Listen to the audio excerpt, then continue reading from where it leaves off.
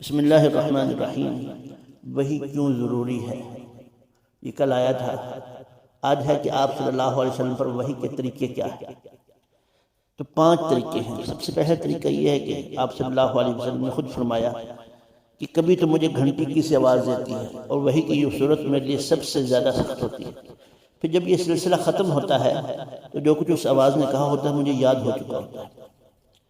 گھنٹی کی آواز کا مطلب یہ ہے کہ گھنٹی کی طرح مسلسل ہوتی ہے، بیچ میں ٹوٹتی نہیں ہے۔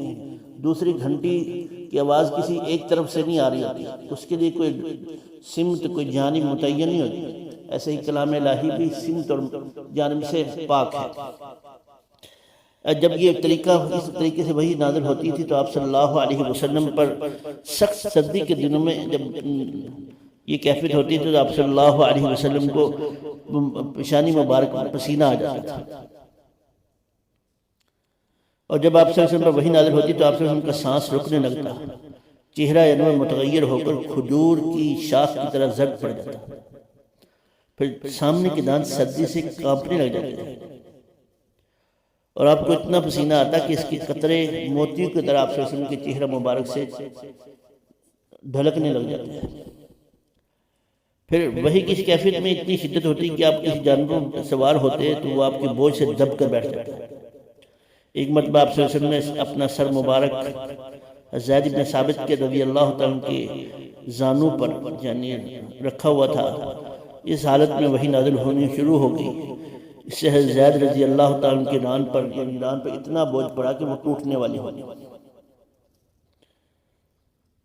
بعض دفعہ دوسری صورت وحی کی یہ تھی کہ حضرت جبریل علیہ السلام کسی انسانی شکل میں آتے تھے، اور اکثر دحیہ کلبی رضی اللہ تعالیٰ عنہ کی شکل میں آتے تھے۔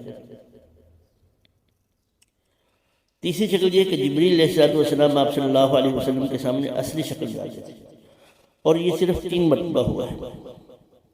ایک مرتبہ جب آپ صلی اللہ علیہ وسلم نے خود حضرت جبریل علیہ السلام کو ان کی اصل شکل میں دیکھنے کی خواہش ظاہر کی، دوسری مرتبہ معراج پہ، اور تیسری مرتبہ نبوت کے ابتدائی زمانے میں۔ چوتھی صورت یہ ہے کہ اللہ پاک خود براہ راست آپ صلی اللہ علیہ وسلم ہم کلامی کرتے ہیں، اور یہ شرف آپ صلی اللہ علیہ وسلم کو بیداری میں صرف ایک بار معراج کے وقت حاصل ہوا ہے، اور خواب میں یہ آپ صلی اللہ علیہ وسلم سے اللہ تعالیٰ ہم کلام ہوئے ہیں۔ یہ بھی نبی کا خواب بھی وہی ہوتا ہے۔ 5ویں صورت حضرت جبریل علیہ السلام سامنے آئے بغیر آپ کے دل مبارک میں کوئی بات ڈال دیتے تھے، اور اس کو حدیث کی رو میں نفث فی الروع، میری دل کو یا میری روح کو یا میرے جسم کے اندر یہ بات ڈالی گئی۔ یہ 5 طریقے تھے جن سے وحی نازل ہوتی تھی۔ واللہ اعلم بالصواب۔